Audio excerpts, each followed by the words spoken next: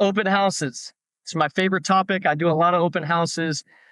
I've been in the business for a little over a year now, and ever since I started, I have just tried to do as many open houses as possible because I feel that it's a way that you can get in front of people, actually have a face-to-face conversation.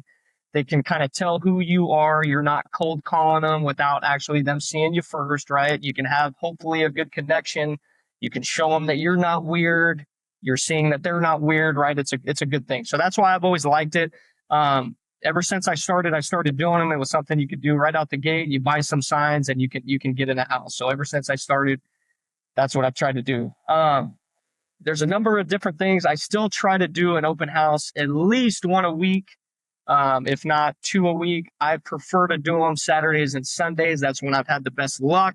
But I've done them during the week too and have met clients that way. So sometimes the clients during the week, the people who come in, they're a little bit more serious. They're coming on their way home from work or whatnot. They're a little bit more serious than maybe just some looky-loos on the weekends. But typically, in my experience, I've had better luck with just more traffic on the weekends. So just to kind of start it out, I usually start looking for an open house Tuesday or Wednesday in the week before the weekend, right? I want to do it a couple days in advance, and we have to basically book EXP listings, right? So there's a way I always look in KV Core. There's a way you can search for specifically EXP listings. And then there's a lot of different other criteria when I'm looking. I like to do vacant homes. So I always look for vacant homes because I want to sit these open houses all day. You know, I usually get going. I started at 9 a.m. and I'll stay until 5 p.m. And if it's really going and there's a lot of people coming in, I'll stay till 6 or 7. So I want to sit there all day. A lot of people only sit them for a couple of hours. And I feel that, you know, if I'm going to take the time to set up all the signs and do all the prep work, I want to sit there and give myself the best opportunity to meet as many people as humanly possible. So that's the first thing. I always look for vacant homes, and I always look for something that is off of a major intersection, something close, because I want to load that intersection up with signs, right? These major intersections are getting a lot of traffic. So I want something close by. I can load the signs up where we're getting as many eyes as possible. If I look up an address and I see that it's deep in a subdivision and I'm going to have to put a bunch of signs in people's yards, they're not a big fan of that, right? And if it's not off a major intersection, you're just not as many eyes are seeing it, right? So vacant homes off of a major intersection. And then I'm trying to get the most amount of traffic. So I search for homes within like 400,000 to 800,000 typically, right?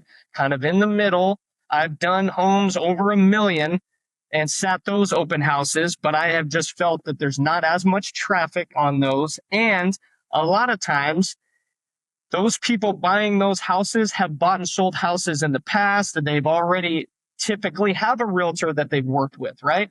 So I try to go somewhere in the middle of the road, more people, right? More traffic. So that's kind of what I look for when I'm booking an open house. And then I just call them up. I say, hey, this is Chase, EXP. Is your open house going to be open this Saturday for me to hold open from 9 to 5 or whatever? And typically when you tell them that, they're like, oh my gosh, that's a long time. And I go, yeah, man, I want to drive some traffic in here. Let's get this thing sold for you. Let me find a buyer for you, right? So it gets them excited. So anyways, you book that, right? And then leading up to the open house, there's some prep work, right? I like to post about it and blast it out there and try to get, some people excited online who are maybe looking in the area, right? Come on by, we're going to be there Saturday. And then the best case scenario, I don't do this all the time, but I like to door knock the area. So if I'm holding this open house on Saturday, I want to door knock the area and pass out flyers to the neighbors on Friday. So typically I'll print off a stack of flyers with all the information on the home. And then I just go walk around the neighborhood in the evening when people are home. And I knock on the door. I say, oh my goodness, how's it going? We're holding an open house tomorrow. We want to let the neighborhood know, right? We just wanted to give you an exclusive invite to our open house tomorrow. We're going to be there from 9 to 5. We'd love to see you, right? You give them the flyer. A lot of people, they don't want to deal with it. Sometimes they're shutting the door in your face, and that's fine. But I try to give them a flyer. And then I always ask, hey, oh, by the way, who do you know looking to buy or sell a home within the next year, right? Most people, they say, nobody. Bam! Slam the door in your face, right? But the very first person that I ever closed, the very first transaction I ever closed was from door knocking. I said, hey, who do you know that might be looking to buy or sell? And they said, actually, us. We've been renting here for a year and we hate it. I said, oh my gosh, I'm so glad I knocked, right? So anyways, it's good to get the neighbors involved, right? Get it out there, let them know, okay? So then Saturday, the day of the open house, I usually get there an hour at least or an hour and a half early so that I can set up all of my signs. And I have 30 signs and I try to set all of them out. It's a goal. And I brought a few so that we can look at it. They're bright.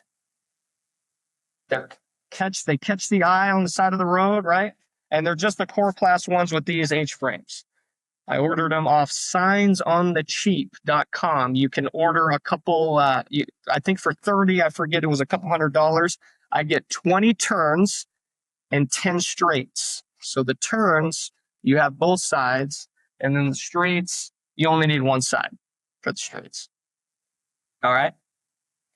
So I set these up, and I am lining up this intersection, right? If we got an intersection over here, a major intersection, say the home's over here somewhere, I'm putting signs every 100 yards. I at least do 3 on a leg, at least.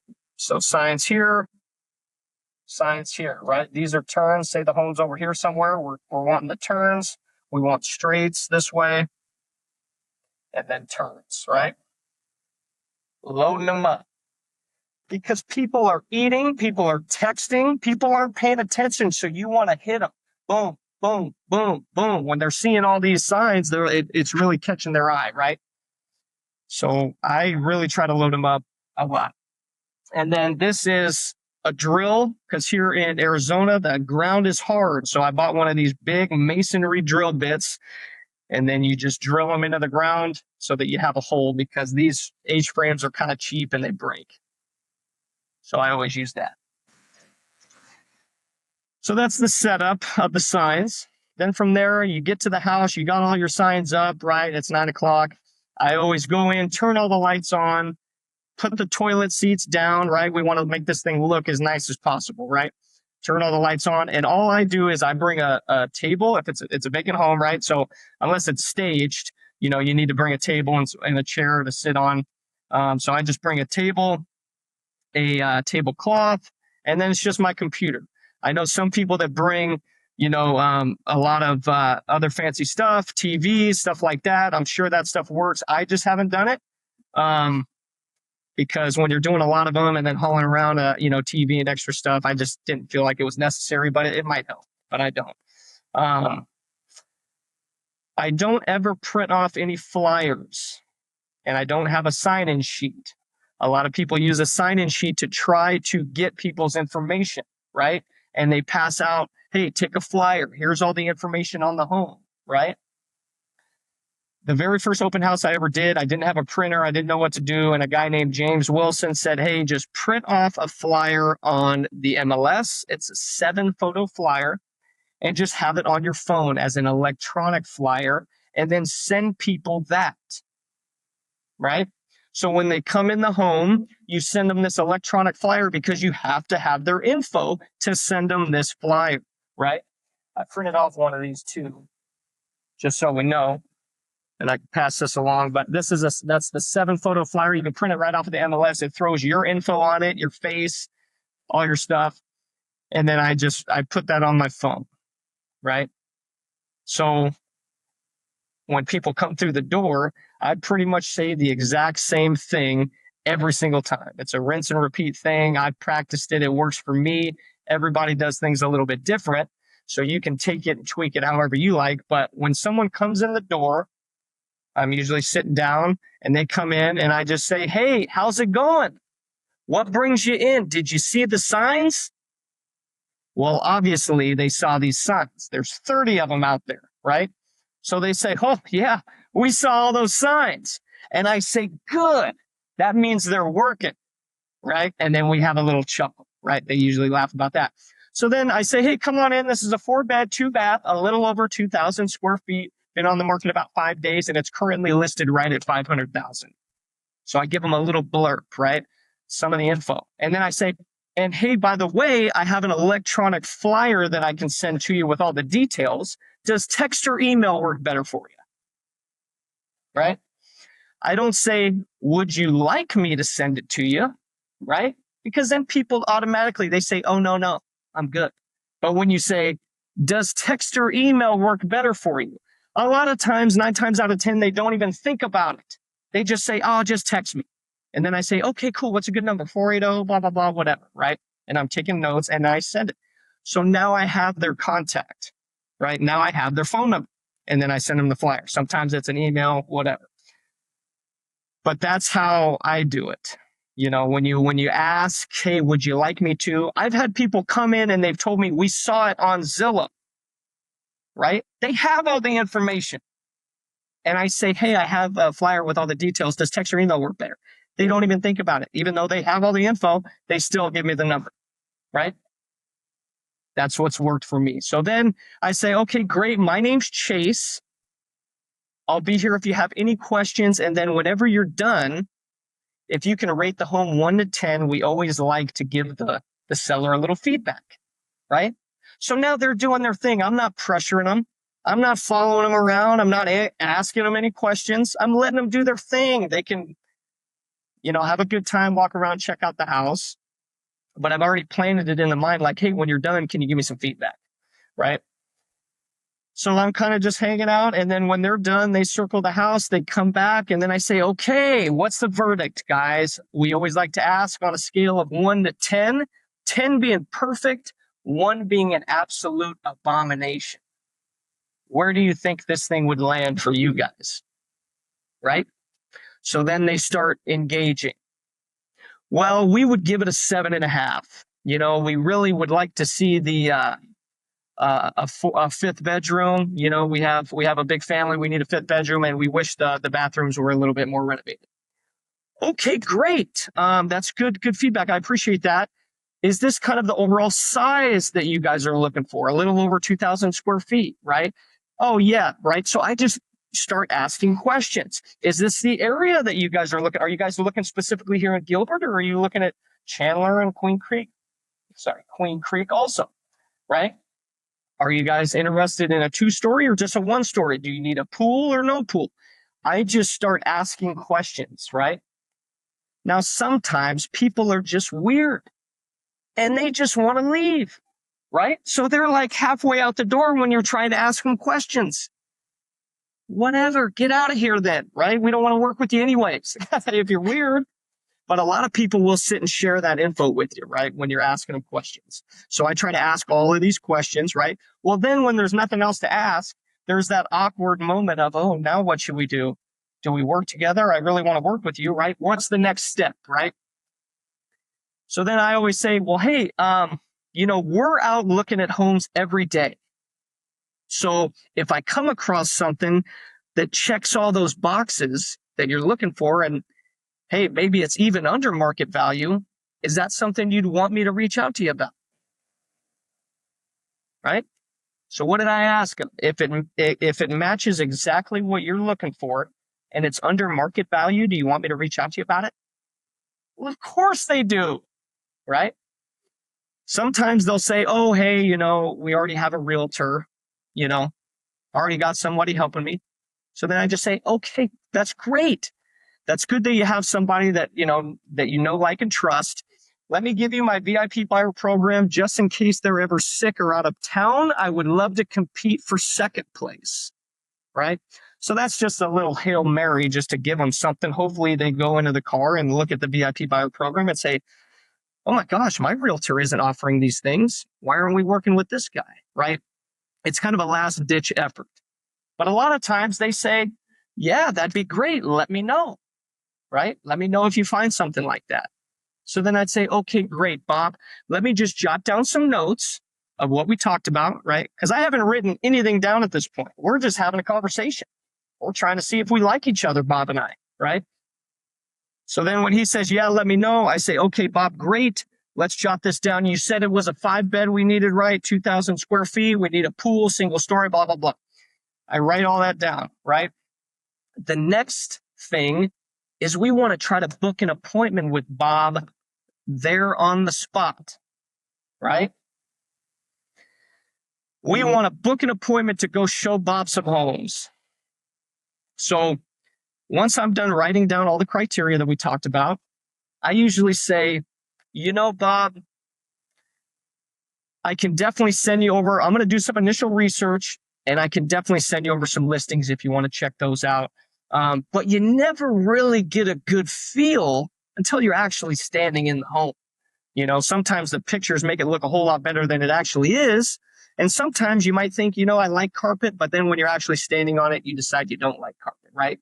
It's really good to pop into a few. So if I am able to find something, right, this is totally nonchalant, right? If I'm even able to find something that you're looking for, when's typically a good time to pop into 1 or 2 homes? Usually only takes about 10 minutes, but is it evenings and weekends that work better for you?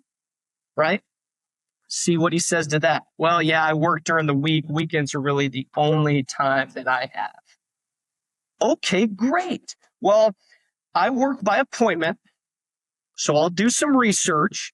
But if I am able to find something that fits this criteria, are you guys even going to be around next Saturday in case we do find something? Right? I'm slowly inching my way to try to get it on the books, right? Let's get something locked in. Are you going to be around Saturday, Bob? Yeah, I should be around. Okay, great. I'm looking at my calendar, right? Saturday might be wide open for me, but I'm going to say, okay, I got a couple of openings, right? We're busy professionals. I got a couple of openings. Does 9 a.m. work or does later on in the afternoon work better for you? Right? Give them a couple options. Long story short, you try to nail something down. And I always say, hey, Bob, listen, if I can't find anything, we can just, not meet. We don't have to use this time. I just want to make sure that I at least hold some time open for us just in case I am able to find something and we want to pop in and take a look. Right? Oh, and hey, Bob, what's a good email for you? I'll shoot over this meeting maker so that you have it on your calendar too, so we don't forget. So now I got his number and his email, right? Okay, so that's that, right? You book the appointment. Not all of them are going to go that good, right? A lot of people say, oh, well, just let me know what you find, and then we'll go from there. Okay, hey, no problem, Bob. I'll give you a call tomorrow. You know what I mean? When they tell you exactly what they want, now it's our job to go find them exactly what they want. I'm going to go find Bob that 5-bed, over 2,000 square feet, single story with a pool. And then I'm going to call him, right? If that was on a Saturday, I would call them Monday. Some people say call the very next day. I usually give them Sunday to breathe, and then I call them Monday. I say, Bob, you're not going to believe it. I was out looking at homes in that same area. I came across a 5-bed. It made me think of you. Are you going to be around Saturday? Let's pop in and take a look. You know what I mean? It gives you a reason to call, but at least you're coming to them with some value. It's not, hey, Bob, I wanted to call and just follow up with you. When can we go look at houses, right? No, Bob, I found exactly what you're looking for, man. It looks like it checks a lot of the boxes, but I want to get you in it to make sure. When's a good time? Saturday, right? So that's kind of how that goes, right? You try to book the appointment. It doesn't always get to that point, but that's the main goal. And then let's say you do book the appointment. Now it's like, hey, I got to follow up and make sure that Bob remembers our appointment, right? So let's say we book the appointment Saturday. I'm shooting him a text Monday.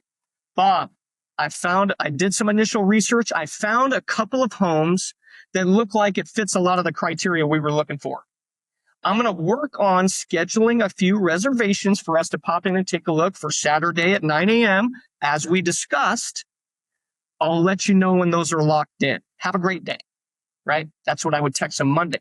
Then I'm going to text him again Tuesday. Bob, great news. I was able to confirm 2 out of the 3 homes. We are good for Saturday. I will let you know when I will lock in this 3rd one. Have a great day.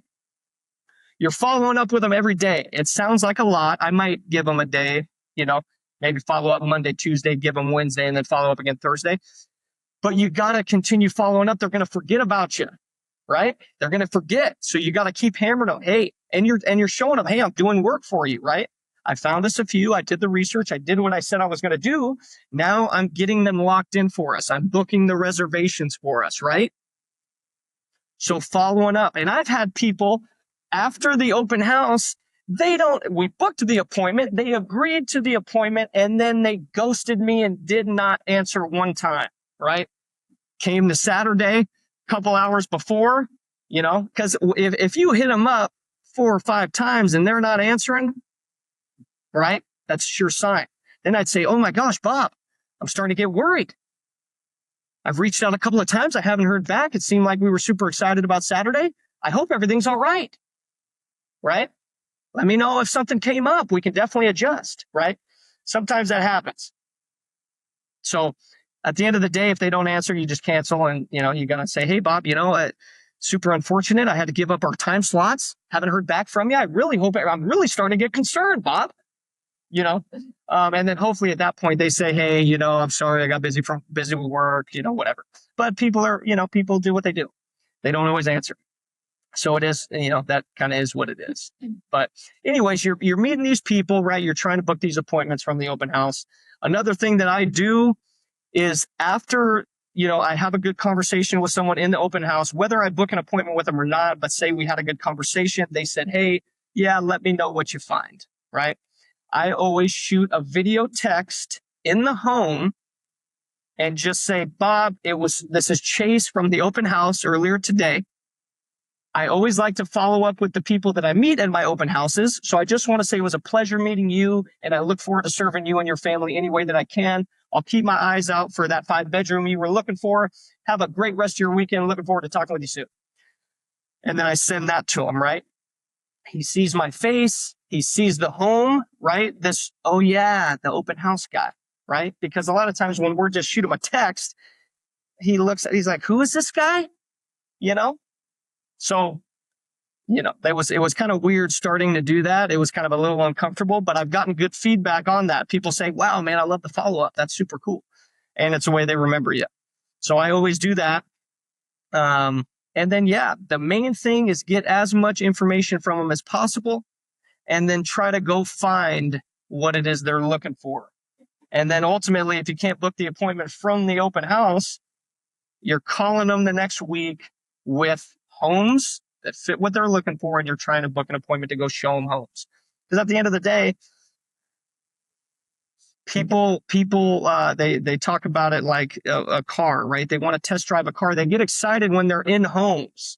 They see, oh my gosh, that pool is amazing. That's exactly what I was envisioning. That's how you move the needle forward, right? That's how you get people excited. So that's pretty much A to Z on the open houses. I think I covered everything that I wanted to cover there. So yeah,